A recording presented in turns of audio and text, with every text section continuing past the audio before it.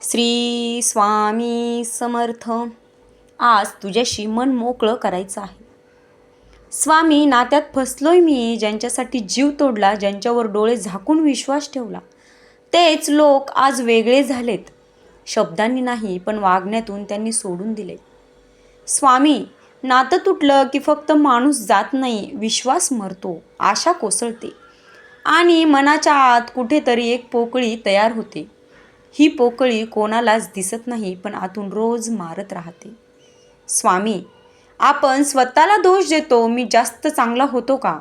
मी जास्त अपेक्षा ठेवल्या का? माझी चूक होती का?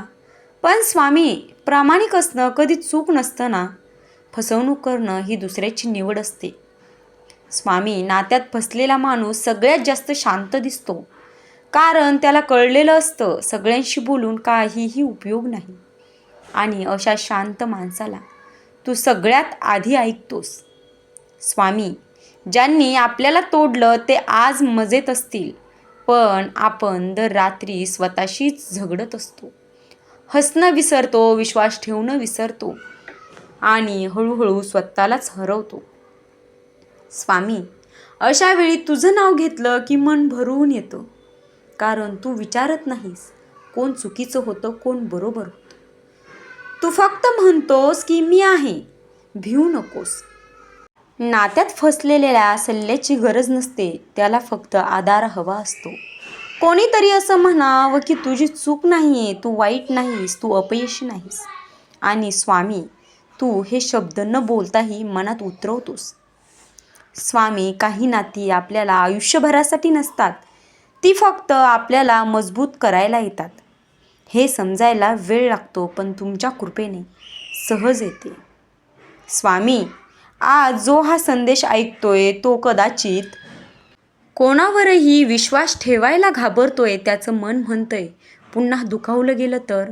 स्वामी, त्याला एवढंच सांगा, सगळे माणसं सारखी नसतात, पण देव मात्र कधीच बदलत नसतो. स्वामी, तुम्ही नात्यांची जागा घेत नाहीत, पण नातं तुटल्यावर माणसाला सावरतात.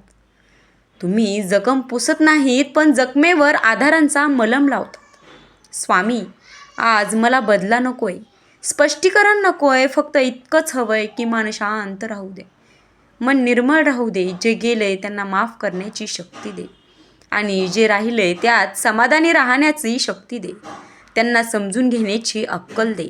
स्वामी, नात्यांमध्ये फसलेल्यांसाठी तुम्ही शेवटचा नाही, तुम्ही पहिला आधार आहात. जगाने पाठ फिरवली तरी तुम्ही पाठ थोपटता. आज जो हा संदेश ऐकतोय त्यांच्यासाठी एकच वळ. स्वामी, तू तुटलेला नाहीस, तू तयार होत आहेस आणि मी आहे तुझ्यासोबत. श्री स्वामी समर्थ. जय जय स्वामी समर्थ. स्वामींचा हा उपदेश ऐकून तुम्हाला कसं वाटलं हे नक्की सांगा.